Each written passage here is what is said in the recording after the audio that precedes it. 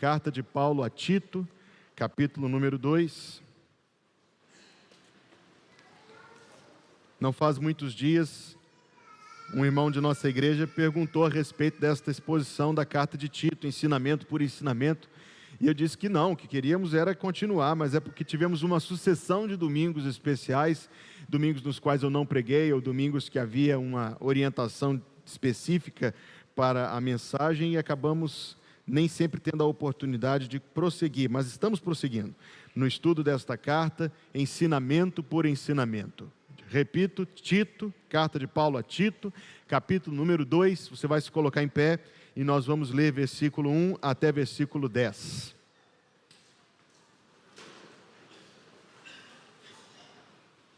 Você está com a Bíblia aí? Deixa eu ver a sua Bíblia. O celular não, a Bíblia. Esse livro é inerrante, amém? Esse livro é inspirado por Deus, amém? Ele é infalível? Glória a Deus. Capítulo 2, versículo 1. Tu, porém, fala o que convém à sã doutrina. Os velhos que sejam sóbrios, graves, prudentes, sãos na fé, no amor e na paciência. As mulheres idosas, semelhantemente, que sejam sérias no seu viver, como convém às santas, não caluniadoras, não dadas a muito vinho, mestras no bem, para que ensinem as mulheres novas a serem prudentes, a amarem seus maridos, a amarem seus filhos, a serem moderadas, puras, boas donas de casa, sujeitas a seus maridos, a fim de que a palavra de Deus não seja blasfemada. Exorta semelhantemente os jovens a que sejam moderados. Em tudo te dá por exemplo de boas obras. Na doutrina mostra incorrupção, gravidade, sinceridade, linguagem sã e irrepreensível, para que o adversário se envergonhe, não tendo nenhum mal que dizer de vós. Exorta os servos a que se sujeitem a seus senhores, e em tudo agradem, não contradizendo, não defraudando, antes mostrando toda a boa lealdade, para que em tudo sejam ornamento da doutrina de Deus, o nosso Salvador. Novamente, versículo 9 e 10. Exorta os servos a que se sujeitem a seus senhores, e em tudo agradem, não contradizendo, não defraudando, antes mostrando toda boa lealdade, para que em tudo seja um ornamento da doutrina de Deus, o nosso Salvador. O povo de Deus diz, amém. Pode se assentar.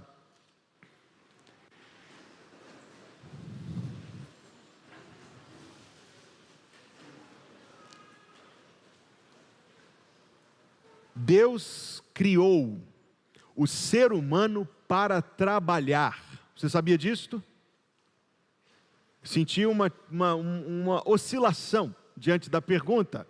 Pergunto novamente. Deus criou o ser humano para trabalhar. Você sabia disto? Consulte Gênesis capítulo 2 e veja o que está escrito no versículo número 15.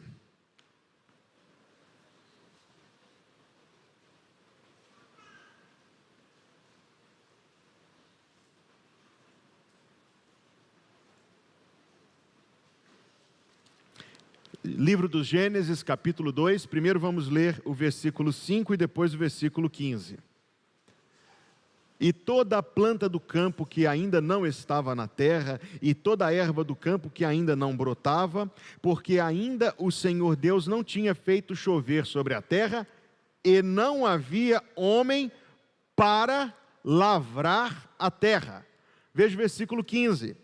E tomou o Senhor Deus o homem, e o pôs no jardim do Éden, para o lavrar e o guardar. O homem foi criado para trabalhar, porque Deus é um Deus que trabalha.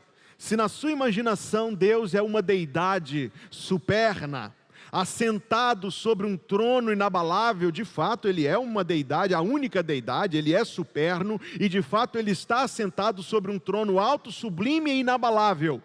Mas Deus não é um Deus sentado, nem sedentário. Jesus Cristo falou, Evangelho de João capítulo 5, verso 17, o meu Pai trabalha até hoje, até agora, e eu trabalho também. Deus criou o homem para trabalhar, porque o homem é a imagem de Deus, e Deus trabalha, e se você desembaçar os seus olhos, você vai observar que na criação, as criaturas trabalham.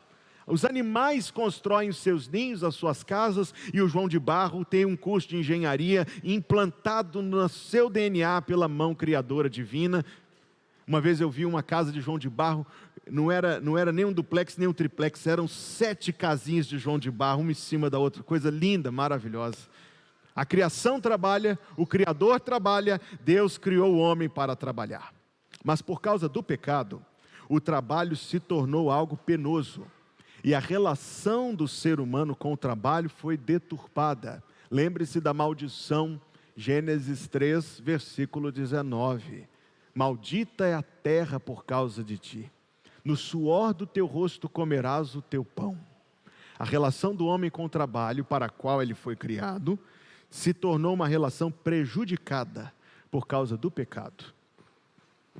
Em nossa cultura, não são poucos aqueles para quem o trabalho é um fardo, suportado por causa das 3 recompensas periódicas: salário, férias e aposentadoria.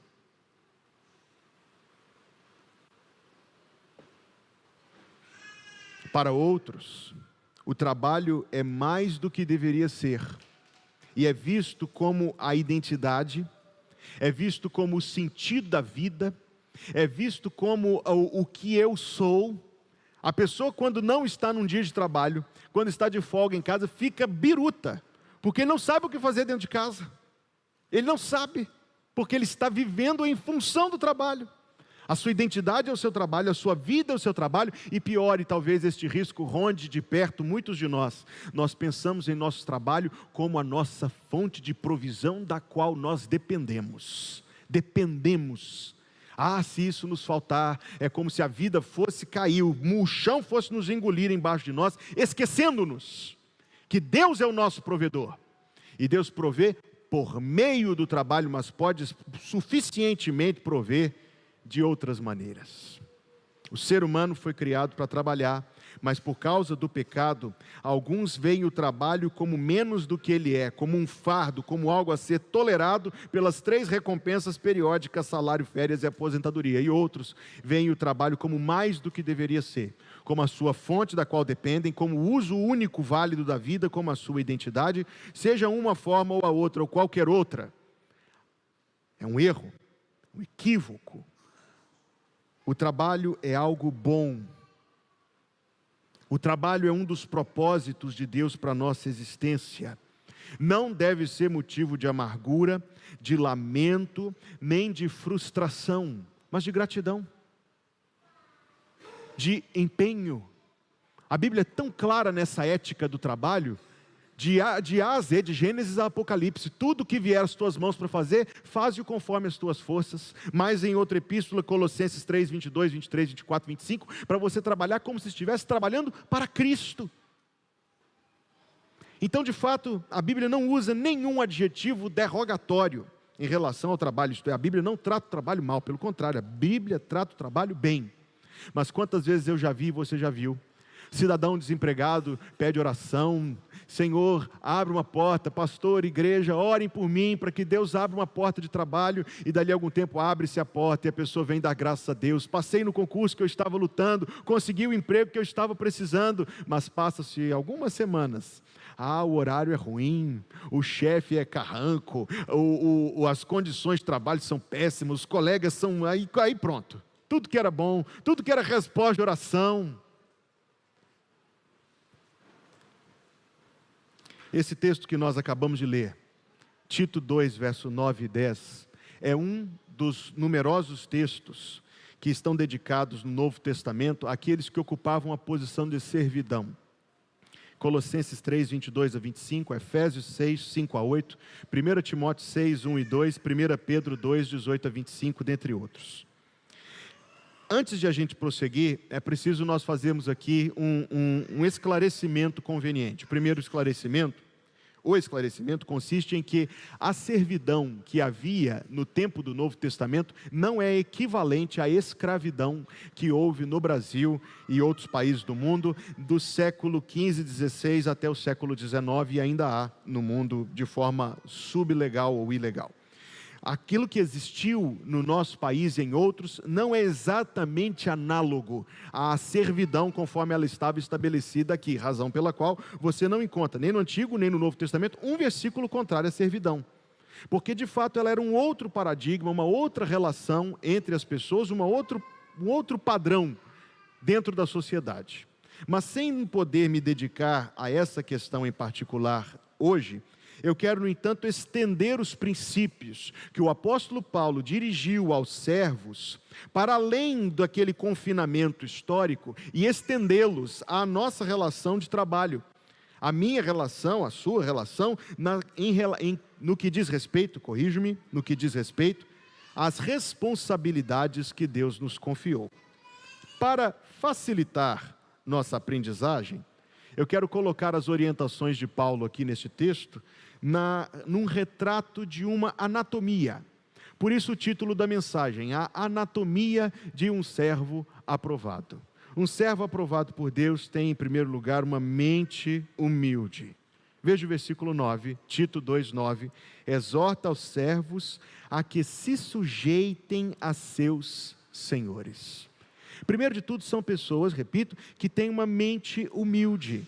Em vez de deixar a vanglória lhes azedar o coração, em vez de ceder a cada desejo mimado, não há, graças a Deus, crianças mimadas nesta igreja, mas sei que adultos mimados são mais perigosos que crianças mimadas, não é verdade?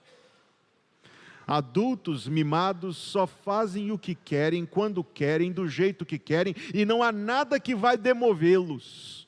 Pelo contrário, se há de ser demovidos, encaram isso como se fosse quase uma ofensa no nível pessoal, resistindo. Não, o conselho do apóstolo Paulo é: exorta os servos a que se sujeitem a seus senhores. Irmão querido, nunca se esqueçam, em relação ao trabalho, ao casamento, ao convívio dentro da igreja, qualquer outro âmbito, a humildade é agradável a Deus. O orgulho precede a ruína, diz o livro dos Provérbios. De sorte que haja em vós, escreveu Paulo aos Filipenses, de sorte que haja em vós o mesmo pensamento, o mesmo sentimento, a mesma atitude que houve também em Cristo Jesus. Nós passamos algumas quartas-feiras estudando essa passagem de Filipenses e quanto ela nos impressionou, o quanto Cristo aceitou ser rebaixado, o quanto Cristo aceitou ser rebaixado pela nossa salvação, pelos propósitos do Pai Celestial. Mas eu insistindo a cada quarta-feira, a cada instância que nós estudávamos esta passagem, e novamente nesta manhã, este texto foi escrito com esta afirmação inicial: de sorte que haja em vós o mesmo sentimento que houve também em Cristo Jesus. Seja, irmão, almeje ser tão humilde quanto Cristo Jesus. Seja humilde no trabalho, aceite o trabalho, faça o trabalho, trabalhe bem, sujeitando-se aos seus senhores, isto é, à forma de autoridade que lá estiver estabelecida. Uma mente humilde, um coração dedicado. Se você está tomando notas, esse é o número 2, um coração dedicado. Veja só, a que se sujeitem a seus senhores e em tudo agradem. Que se sujeitem a seus senhores e em tudo agradem. Não é para agir com bajulação. A bajulação é ofensiva à santidade de Deus, amém? Não é para agir com bajulação, mas é para se destacar, por causa do seu bom jeito de trabalhar, por causa do seu bom comportamento no ambiente de trabalho. Veja comigo aí na palavra de Deus, Gênesis capítulo 39.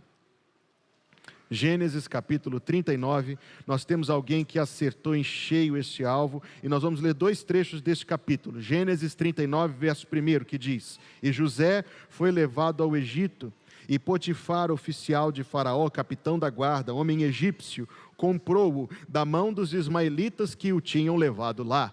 E o Senhor, é tão lindo este versículo número 2, o Senhor estava com José. Agora, é bonito isso, mas é intrigante o que vem em seguida. E foi homem, que diz aí?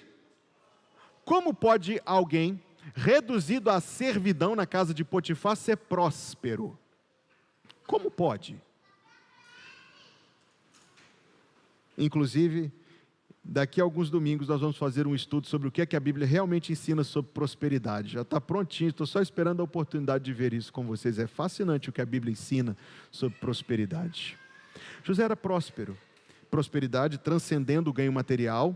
Prosperidade referindo-se ao seu êxito nas responsabilidades que lhe foram confiadas. Havia um conjunto de responsabilidades condizente com as capacidades dele. Potifar delegou isso a José, e embora ele estivesse lá naquela condição de servidão, ele poderia estar sentado lá no canto, amargurado, dizendo: fui abandonado pela minha família, fui vendido pelos meus irmãos, Deus me abandonou, Deus me esqueceu nessa posição de servo. Mas não, ele trabalhava com afinco, com responsabilidade, e foi homem próspero. E estava na casa de seu senhor egípcio, vendo pois o seu senhor, que o Senhor Deus estava com ele, e tudo o que fazia, o Senhor prosperava em sua mão. Esse é o servo que em tudo agrada.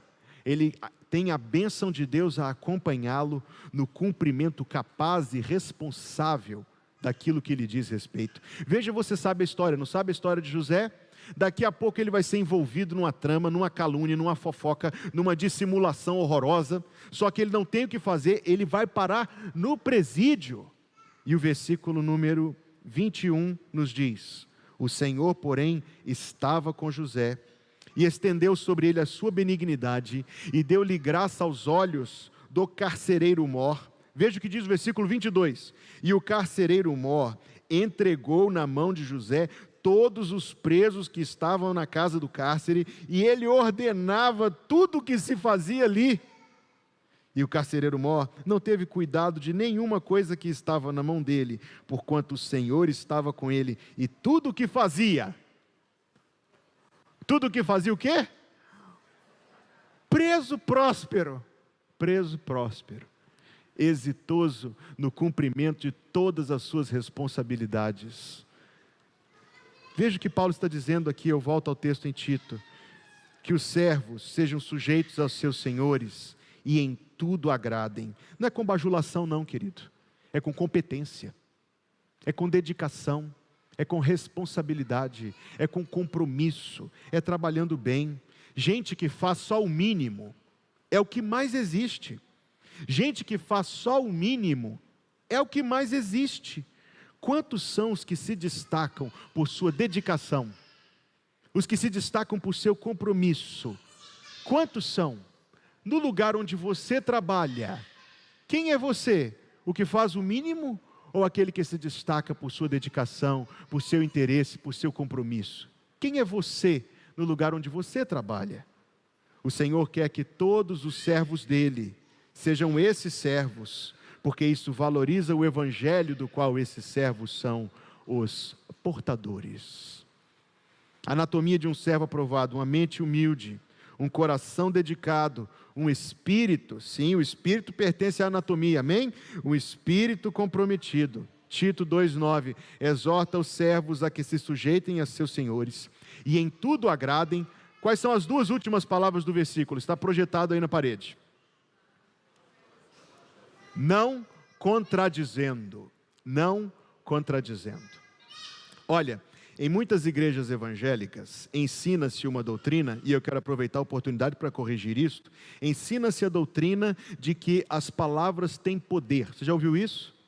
Então diga assim: só diga coisas boas, porque se você disser somente coisas boas, você vai atrair coisas boas para você. Não diga coisas ruins, porque se você disser coisas ruins, você vai atrair coisas ruins para você. A Bíblia tem 31 mil, quase 32 mil versículos. Não tem um versículo que ensina isso. O pior de tudo é que isso grandemente está atrelado a ambições puramente materialistas. Isso, na sua grande maioria, está atrelado a pessoas que estão pensando em coisas boas a partir da ótica desse mundo, do que querem ter em relação a bens materiais, do que querem ter em relação a posses, etc. Não, meus amados irmãos, Deus tem uma visão, Deus quer que a gente tenha uma visão mais elevada das coisas, uma visão mais digna, mais espiritual. Agora sim, uma vez que eu não acredito nisso, não acredito que as palavras têm poder, não acredito nisso, mas eu tenho que reconhecer com vocês aqui, que eu aprendi que no nível dos relacionamentos, as palavras têm poder sim. Que no que diz respeito às pessoas com quem nós convivemos, as palavras têm poder. Elas têm o poder de levantar ou de destruir. As palavras têm o poder de confortar ou de perturbar. As palavras têm a capacidade de fazer grande bem ou grande mal. De fato, eu não acredito que seja algo espiritual, mas reconheço que é algo emocional. Reconheço que é algo do convívio humano. Reconheço que pais, há muitos pais aqui, pais podem causar feridas muito grandes nos seus filhos, pelas palavras que usam no momento de ira, talvez. Filhos podem machucar dolorosamente os seus pais. Cônjuges podem se levantar ou se derrubar. A Bíblia diz algo sobre isso. Está lá na carta de Tiago, pertinho aí de Tito, capítulo 3. Veja comigo, é uma passagem muito preciosa para nós. Tito, Filemão, Hebreus, Tiago. Tiago, capítulo 3, versículo número 1. Meus irmãos, muitos de vós não sejam mestres, sabendo que receberemos mais duro juízo. Porque todos tropeçamos em muitas coisas. Se alguém não tropeça em palavra, o tal é perfeito e poderoso para também refrear todo o corpo. Ora, nós pomos freio nas bocas dos cavalos para que nos obedeçam e conseguimos dirigir todo o seu corpo. Vede também as naus, embarcações, que sendo tão grandes e levadas de impetuosos ventos, se viram com um bem pequeno leme para onde quer a vontade daquele que as governa. Assim também é a língua. Um pequeno membro, e gloria-se de grandes coisas. Vede quão grande bosque um pequeno fogo incendeia. A língua também é um fogo como um mundo de iniquidade. A língua está posta entre os nossos membros e contamina todo o corpo e inflama o curso da natureza e é inflamada pelo inferno. Porque toda a natureza, tanto de bestas feras como de aves, tanto de répteis como de animais do mar, se amansa e foi domada pela natureza humana, mas nenhum homem pode domar a língua. É um mal que não se pode refrear, está cheia de peçonha mortal. Com ela bendizemos a Deus e Pai, cantamos como estávamos cantando aqui, e com ela amaldiçoamos os homens feitos à semelhança de Deus. Ofendemos, caluniamos, mentimos, enganamos, nos entretemos e achamos divertida uma conversa de fofoca. Temos que nos arrepender disso. Porventura, versículo 10, de uma mesma boca procede bênção e maldição. Meus irmãos, não convém que isso se faça assim. Porventura deita alguma fonte de um mesmo manancial água doce e amargosa? Meus irmãos, pode também a figueira produzir azeitonas ou a videira figos? Assim tampouco pode uma fonte dar água salgada e doce. Deus se importa com as palavras que saem da sua boca. O servo aprovado tem um espírito comprometido, ou talvez eu deveria ter dito, tem uma boca limpa. Não é alguém que usa das suas palavras para criar intriga, para semear dissimulação e fofoca, calúnia e maledicência. Não é alguém que vai nem num arroubo furioso ofender alguém ou usar palavras que contradizem a santidade de Deus. É assim no ambiente de trabalho, sem dúvida no convívio doméstico, no convívio no seio da igreja, em qualquer outro âmbito por onde a gente perpasse. O servo aprovado tem uma boca limpa, um espírito comprometido, uma boca limpa. Então nós estamos vendo a mente humilde, o coração dedicado, o espírito comprometido, a boca limpa, as mãos honestas. Tito 2, versículo 10, não defraudando, não defraudando, não defraudando. Enquanto eu preparava essa mensagem, eu encontrei um estudo não muito atual, infelizmente, do Departamento de Trabalho, a Secretaria de Trabalho do governo americano. um estudo sobre o prejuízo causado por funcionários. Olha, eu quero que você me escute com atenção. Por funcionários que usam e roubam os itens de escritório dos seus locais de trabalho. Esse estudo, esse trabalho disse que isso custa 30 bilhões de dólares por ano na economia daquele país, em clipe, papel, caneta, liguinha e por aí vai. Sabe, irmãos, eu acredito, como a Bíblia Sagrada diz, quem é fiel no pouco é fiel no muito, não é verdade? O mesmo estudo disse que 1 de cada 3 negócios que vai à falência, deve a sua falência, direta ou indiretamente, aos seus funcionários. Quer funcionários que não trabalham adequadamente, quer funcionários que roubam de fato, que subtraem aquilo que não lhes pertence, que subtraem do ambiente de trabalho. Ou como diz a história de um marinheiro que roubava os pregos do navio e tarde demais descobriu que a água estava entrando. Existem outras coisas que podem ser subtraídas indevidamente. O tempo de trabalho. O horário é 8, mas a gente chega às 8h15. A saída é 18, mas a gente sai 5h30. A hora de almoço é 1 hora, mas a gente faz 1h15. Afinal de contas, aquele cochilo, não dá para ficar sem cochilar. Subtração. Dias de serviço, com atestado falso, com desculpas mentirosas. Ausência é subtração. Subtrair nos relacionamentos, que se refere também ao uso da boca limpa, a qual eu já fiz referência. Mas eu quero ir mais fundo nesse ponto. O objetivo de Deus não é que a gente trabalhe para ganhar. Você escutou o que eu disse? O objetivo de Deus não é que a gente trabalhe para ter para nós. Pelo contrário, o objetivo de Deus é que mesmo no ambiente de trabalho e em qualquer outro lugar, a gente esteja preocupado em contribuir e em construir. Diz, pastor, eu vou contribuir no meu ambiente de trabalho, eu estou indo lá por causa do salário, mas é isso mesmo que Deus quer corrigir. Deus quer que a gente veja o nosso trabalho como um motivo de gratidão por onde Ele sustenta a nossa casa.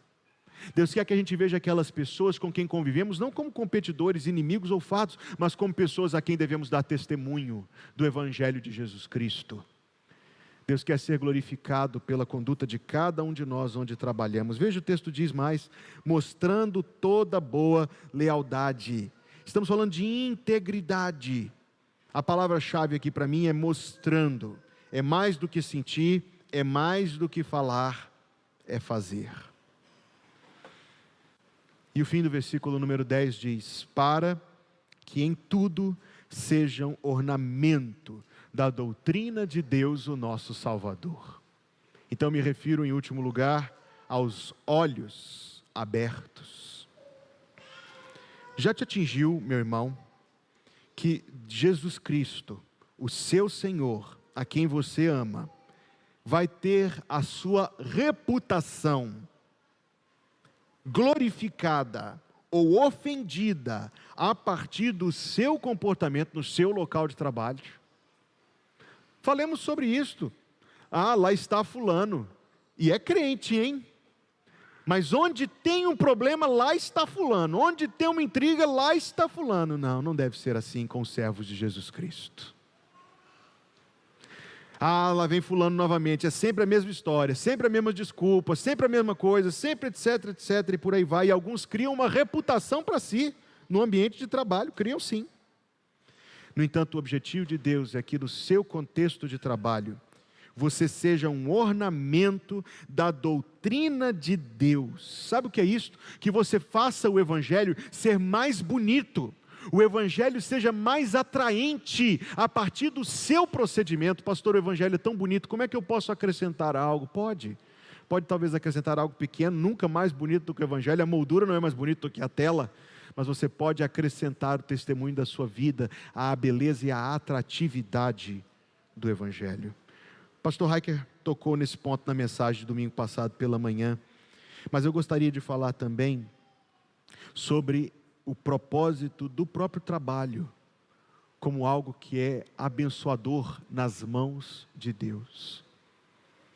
Quando você ocupa aquela posição, e seja ela qual for, você está se colocando ali como um instrumento de Deus para abençoar outras pessoas, que seja pelo próprio serviço ser feito.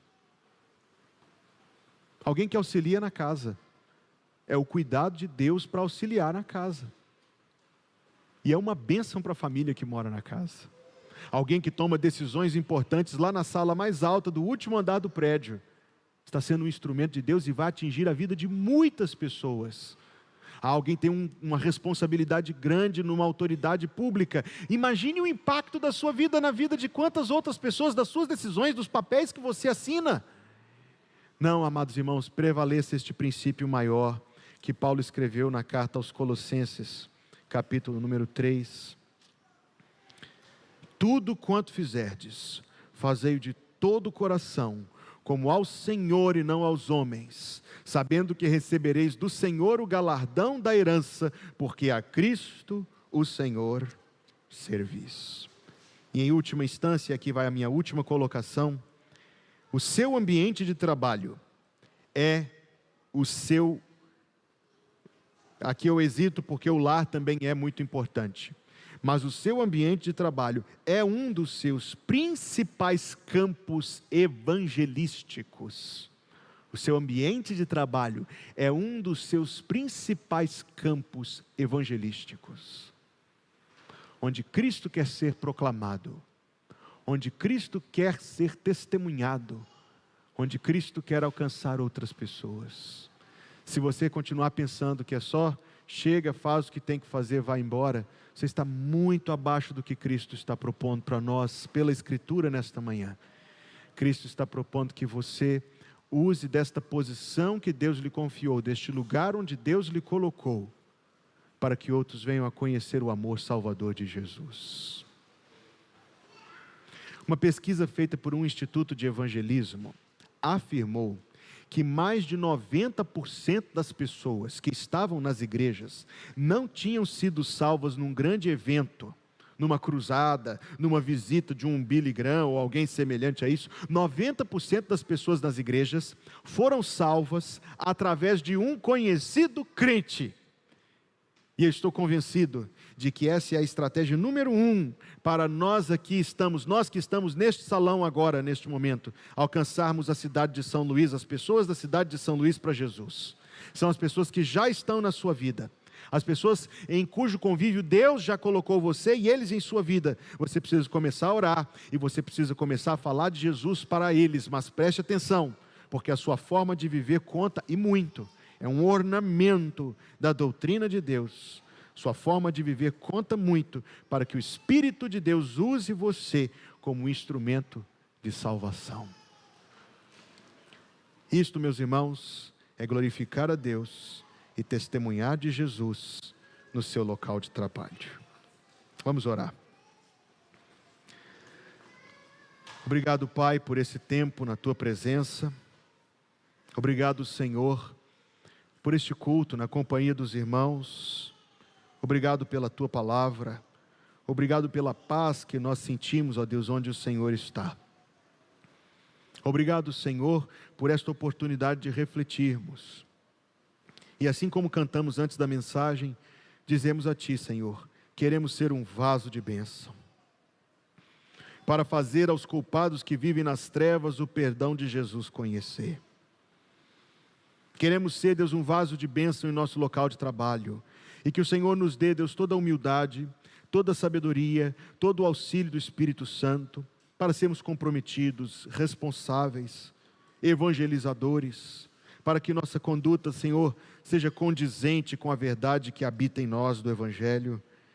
Dá-nos a graça, Senhor Deus, de sermos úteis a Ti, em provisões materiais ou imateriais, para aqueles a quem servimos, para aqueles com quem trabalhamos. Obrigado, Senhor, pelo trabalho que o Senhor tem dado a nós. Obrigado, Senhor, porque o Senhor tem provido a nossa necessidade a partir dessa posição. Que o Senhor continue a nos dar graça para sermos aprovados por Ti, Senhor, e para termos a Tua bênção em tudo o que fizermos.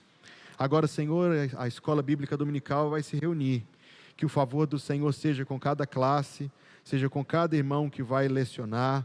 Abençoa, Senhor, e que a Tua palavra mais uma vez encontre guarida em nosso coração, para que possamos viver segundo a vontade do Senhor. Que assim seja, Deus de amor, que assim seja, nós oramos em nome de Jesus. Que a graça de nosso Senhor Jesus Cristo, o amor de Deus, o nosso Pai Celestial, e a comunhão do Espírito Santo, seja conosco todos os dias, até que Jesus Cristo venha nos buscar para a glória dEle, em nome dEle, por causa dEle. Amém.